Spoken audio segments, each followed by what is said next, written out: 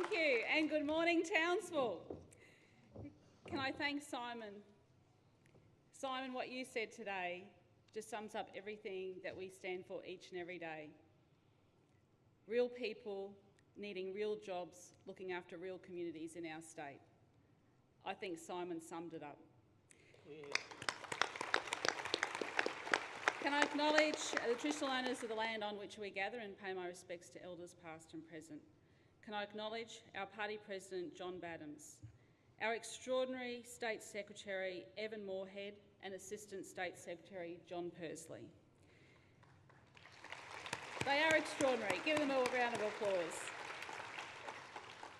Can I ask the members of my Cabinet team to please stand up, including the Deputy Premier and Treasurer and all my Cabinet team. It's an honour to work with these people delivering for Queensland.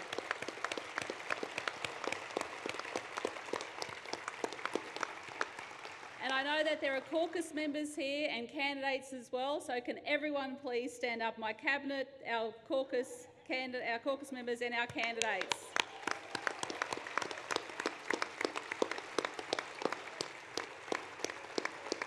Well done, team.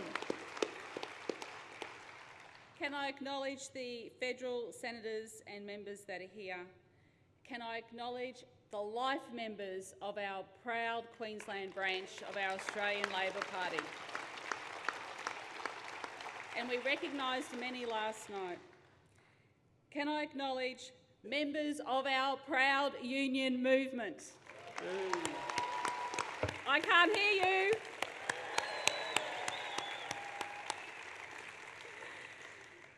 Delegates one and all. Holding the Labor State Conference here in the largest city in Northern Australia shows yet again the commitment of my government and our parties to the North and to regional Queensland.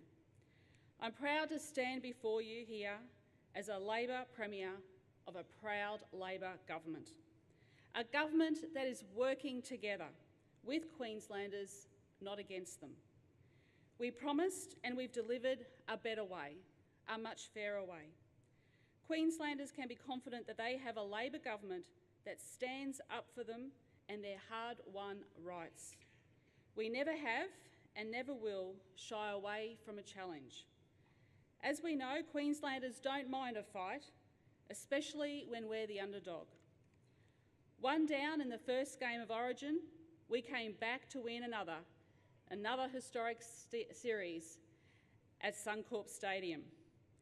And at the same venue, Jeff Horn confounded the pundits to become Queensland's newest world champion.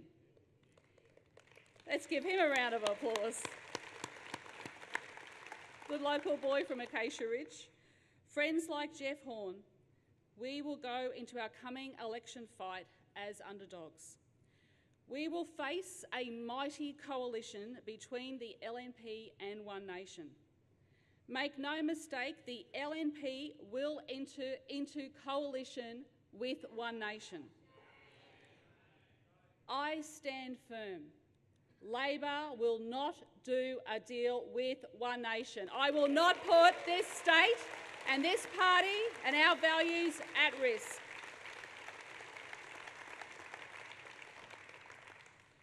Friends, our party was born of the workers and for the workers. Since our last conference, my government has worked hard to make workplaces safe, secure and fair for workers across this state.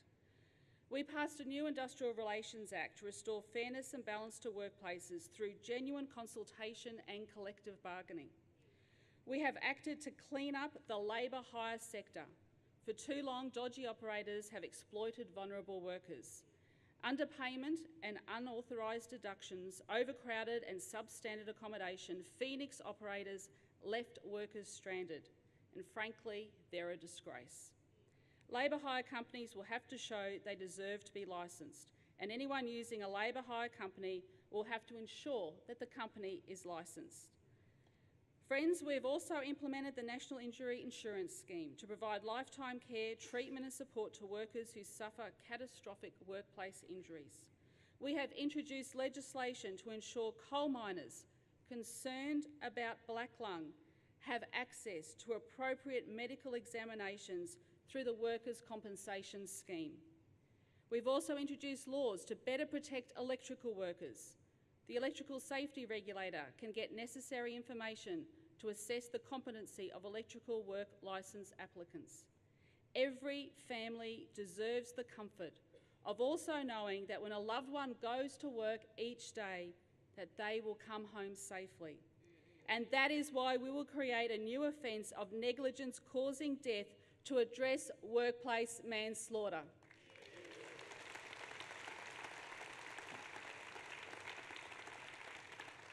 Friends, it's almost exactly 2.5 years since Queenslanders put their trust in Labor to provide strong, stable and caring government. We will always honour that trust. From day one, my instructions to Cabinet were clear and simple. We are here to serve the people. We are servants of the people. We must hear their concerns and we must deliver for them. And that's what drives you as delegates. It motivates all of our branch members and it inspires each and every one of my caucus team. Can I say again how I am still humbled by the level of support the people of the North placed in my government at the last election. We are working hard every single day to repay that faith. My government will never forget that 1 in 5 Queenslanders is a North Queenslander, and it is vital that this region is heard and that this region is respected. Coralie O'Rourke as a minister and MPs Scott Stewart and Aaron Harper have done just that. They never take a backward step. They are always advocating for the needs of the North. We must never ignore the needs of the North nor our regions. In stark contrast, when I called on Turnbull to convene a COAG meeting to discuss Northern Australia, the place he chose, the venue he chose to discuss Northern Australia was, wait for it, Hobart. Let me assure you, every one of my Cabinet team is well aware of what North Queenslanders want from my government. This is a region of enormous opportunities. My government is solidly backing new initiatives to invigorate that spirit of confidence, hope and optimism in Townsville and the North. It's hard to think of a better embodiment of those qualities than the beloved North Queensland Cowboys. Let's give them a round of applause. One of my proudest achievements for Townsville is our commitment to give this city's centrepiece stadium built. It will provide a new home for the Cowboys and draw visitors and businesses to a new sporting, cultural and entertainment precinct. I'm also pleased to say that I'll be back here in less than 3 weeks' time to turn the sod to start construction on the brand new Townsville Stadium.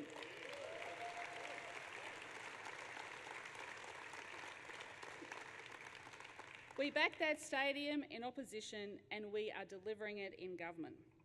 Again, in stark contrast, the Prime Minister had to be strong-armed into funding that stadium. It also represents an enormous opportunity for jobs in the North. Builder Watpac has committed that Townsville locals will put in 80% of time spent building the stadium. They've also working to ensure 80% of the value of the project will be spent on local subcontractors and suppliers. My government is determined to ensure that workers and businesses in Queensland regions benefit directly from regional projects. Today I can announce a major shift in my government's procurement policy, one which will back Queenslanders' jobs above all others. In an Australian first, Queensland will take the lead. We're quite good at doing that. Taxpayers' dollars are precious. We must ensure we spend them as wisely as possible to extract the maximum benefit for Queenslanders. That means recognising that value for money is more than choosing the cheapest price. Our new procurement strategy is unashamedly a Buy Queensland one.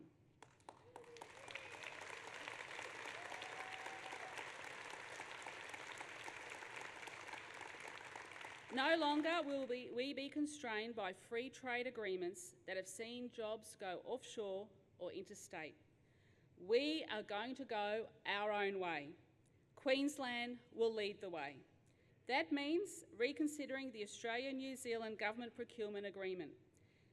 This trade document defines local as Australia or New Zealand.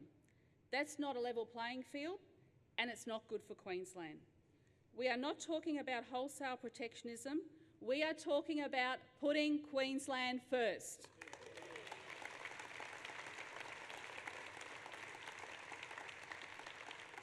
Friends, if the Australia-New Zealand Government Procuring Agreement gets in the way of that, we will go it alone. From September 1st this year, we will insist on a fair go and fair deal for Queenslanders, their jobs and Queensland businesses. We plan to define a local supplier as a business that maintains a workforce within a 125-kilometre radius of where the goods or workers are needed. This policy will apply to all agencies and government-owned corporations. The Queensland Government spends $14 billion a year on buying supplies and services. We spend a further $4 billion to build and maintain infrastructure. This money comes from Queensland taxpayers. It is only right we spend it in a way that benefits Queensland businesses and workers as much as possible.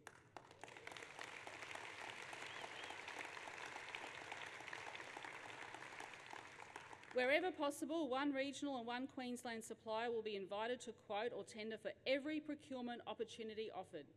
Preference must be given to local subbies and manufacturers on significant infrastructure projects of $100 million or more.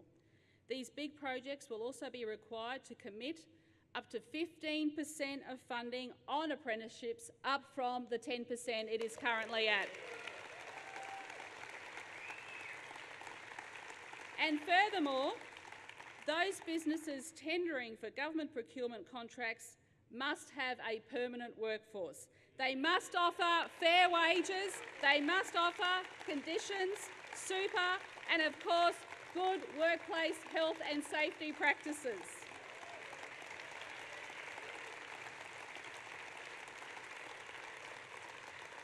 Friends, we are investing in our greatest asset, our Queensland people, and this is good Labor policy. Friends, as we heard from Simon, we are now restoring frontline services across the state. And there is nothing that motivates me more than to hear those personal stories of people who lost their jobs under the Newman-Nichols government. Simon is a real person, has a real family. Simon is not just a statistic. The LNP government destroyed people's lives. We cannot put that at risk ever, ever again. And what we have been doing is we understand that there is nothing more important than providing good quality health and education services right across Queensland, no matter where people live. And slowly but surely, we are ensuring that people have access to these services. We have employed over 3,170 new nurses, nearly 1,200 new doctors, and over 1,200 allied health professionals since we came to office. These are good, real jobs for families.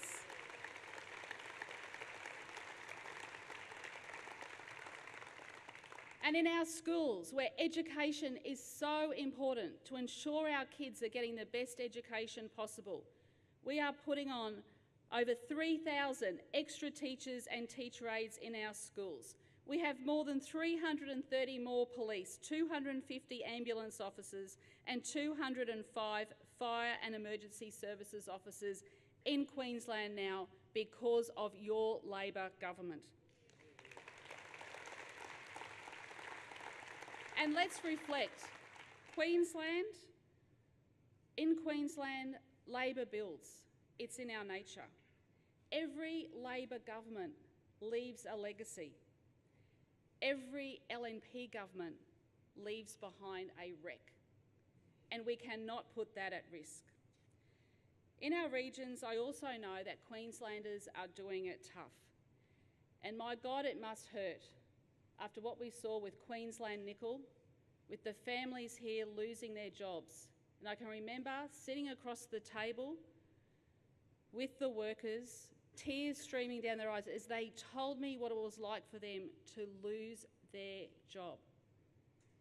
And how must they feel when they see Clive Palmer cruising around the Mediterranean, sending back images of Venice and the canals?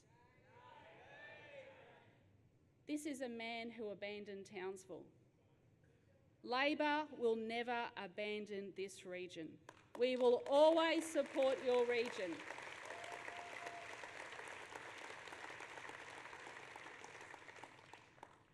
My government is also acutely aware of the cost of living pressures that families are facing. It's a big issue out there. I know it more than anyone. The area I represent, the families are coming in all the time talking to me about it. And that is why we put in place a Queensland energy plan. And we started up here in North Queensland because there is a lot to offer up here.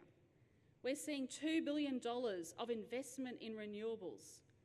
We also have a really young existing coal-fired powering fleet here to help drive our energy. But what we are doing is connecting our renewables into the grid up here, building the hydroelectricity plant that is needed, something that a Labor government is going to deliver. And it is Queensland that is powering the nation. Our Powering Queensland plan, over $1 billion, is now putting pressure on the national electricity market and lowering future wholesale prices, which will mean electricity prices will start to come down. Now, why have we been able to do this as a government? It's because we have kept our electricity assets in public hands, friends.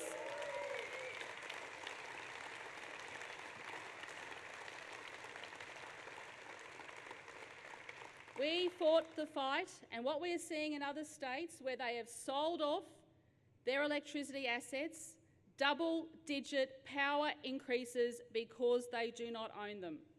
And I want to thank the Not For Sale campaign and Simo for all of his work in leading that campaign to help save our electricity assets. Through our commitment to publicly owned power assets, we are also looking to establish a CleanCo, government-owned corporation to operate a growing fleet of renewable generators. We will also encourage the existing government-owned generators to diversify into renewable generation. Make no mistake, the national electricity market is broken and it needs to be fixed. But once again, we are lacking leadership at a federal level to come up with a national energy plan. Friends, water security in Townsville is also a big issue. We were not going to sit by and wait for Malcolm Turnbull to decide whether or not the business case was acceptable. We made the decision as a government to put in place $225 million to secure water supply here for Townsville. We cannot have the largest city outside of the southeast going without water, and we made that decision.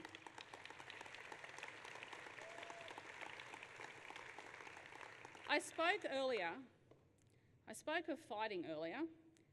Malcolm Turnbull is too busy fighting off Tony Abbott and his Conservative mates to focus on Queensland. In 2 years, as you heard Bill Shorten say, the Northern Australia Infrastructure Fund has not spent one single cent. And I welcome Bill's commitment for $1 billion to be expended on tourism in Northern Australia. That is great news and a welcome announcement today, and one that my government fully supports. So you can work with Bill Shorten, you can't work with Malcolm Turnbull. And the Prime Minister, a self-professed fan of public transport, won't back Cross River Rail, even though Infrastructure Australia thinks that Brisbane CBD is south of the river near a suburb called Hillgate. They haven't quite got that one right yet either. And in response to our call for Canberra to match our $110 million Category D funding for the aftermath of Cyclone Debbie, we've been offered less than $30 million. Let me tell you, friends, this is a kick in the guts for communities in Queensland. And when you think about it, Malcolm Turnbull, more than happy to come up here and have the photos after the cyclones hit, hasn't been seen since, but he's not happy to fix the communities that are broken. It is absolutely disgraceful. Friends, since the 2015 election, more than 77,000 jobs have been created in Queensland under my government.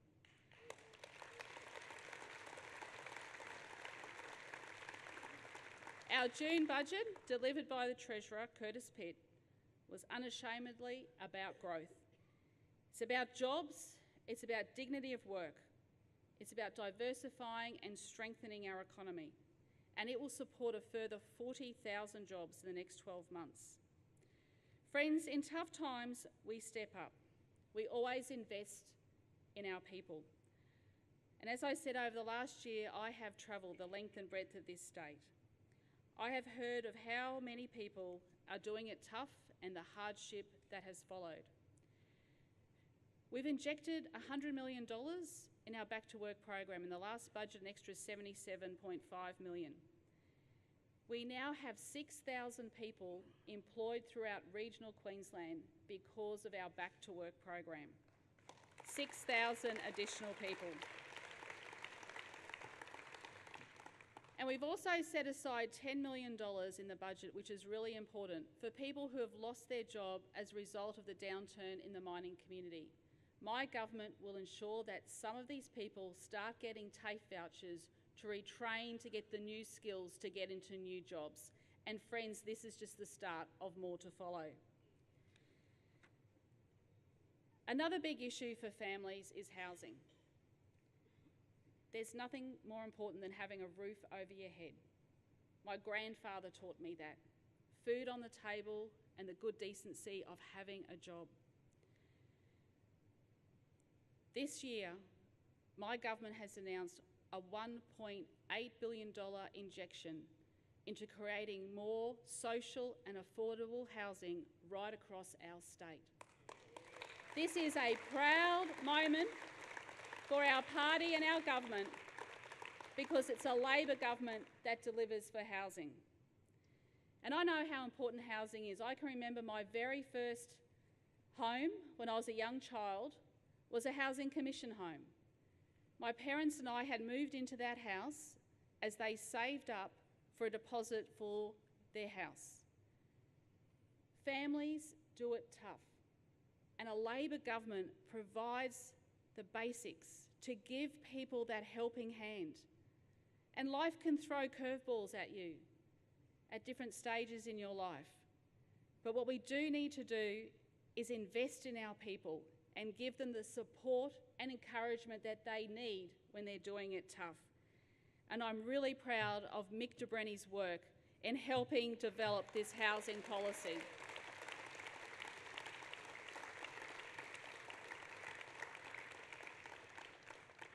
Domestic and family violence, we all know, is a big issue in our community. And Shannon Fentiman, as our first Minister for the Prevention of Family and Domestic Violence, is always out in the communities, putting in place new shelters, with the Attorney General expanding our domestic and family violence courts. But domestic and family violence touches so many lives. And as I've said previously to you, domestic and family violence destroys lives and destroys families. We will continue to invest in programs to help people. We will continue to invest in respectful relationships, and we will continue to fight the scourge of domestic and family violence throughout Queensland.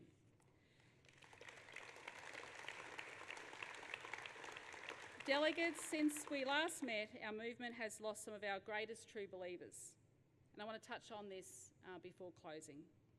Jerry Jones, Phil Gray and Con Shaka. Jerry Jones was a gifted athlete, boxer and building contractor who joined the party in 1956. He was a state organiser and state secretary. Jerry helped organise and lead protests in Brisbane against the apartheid-era Springbok rugby union team.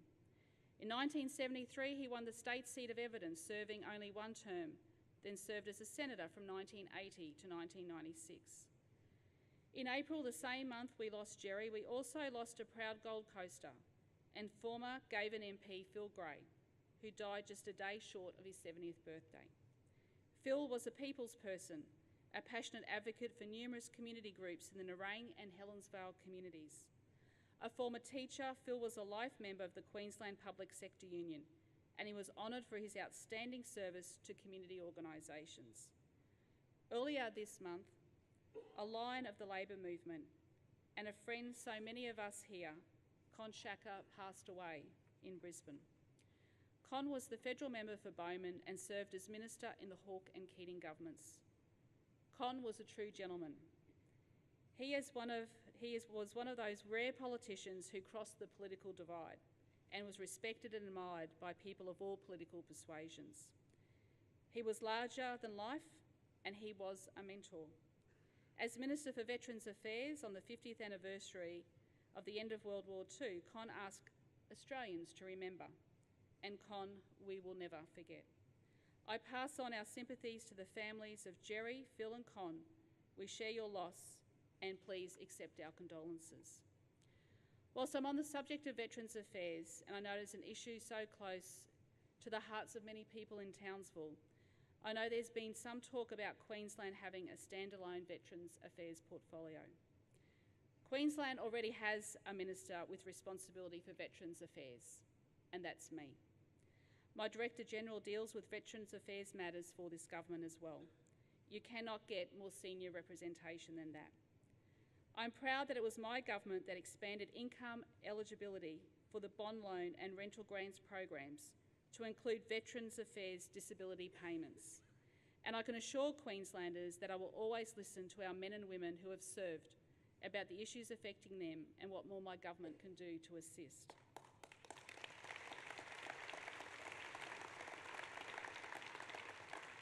Friends, I promised Queenslanders I would lead a team that would rebuild our economy, savaged after 3 years of cuts.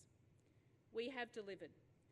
Queensland is a great place to live, to work and raise a family. And Queensland is at its best when we are all working together. Where this government and this party is fundamentally different to the LNP is how we treat people. We listen to people, we consult with people, and we deliver on our promises to the people of Queensland. And as I said earlier, we heard earlier from Simon, a registered nurse with 30 years service delivering care to fellow Queenslanders. And to the LNP, Simon was a number on a balance sheet, not a nurse, not a person with a family. He was one of more than 14,000 government workers that the LNP and Tim Nicholls arrogantly cut. And never forget, it was Tim Nicholls' budget that cut these jobs. They didn't care about the impact the cuts had on Queenslanders because they simply did not care. But these are real people with real families, with real feelings. Friends, before we gather again, my government will face an election. Queenslanders can have faith that the government I lead is a government of certainty. We have a detailed, costed and effective strategy for the future of this state and its people. Well-prepared plans that outline a future for economic growth, new jobs and new investment. Queenslanders are front and centre of our decision-making. Delegates, the next election will be a test of all of us here. Last time we climbed Mount Everest against all the odds, and I'm quite sure we all remember this. This time, with the LNP in partnership with One Nation, the battle will be just as hard. In the next term of Parliament, I need a working majority. I need a working majority.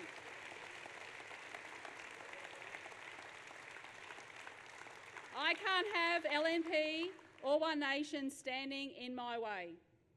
If we are going to continue to create jobs, if we are going to continue to look after people, if we are going to continue to look after people's rights, if we are going to continue to build the housing that we need, if we are going to continue to invest in education and health, there is only one choice.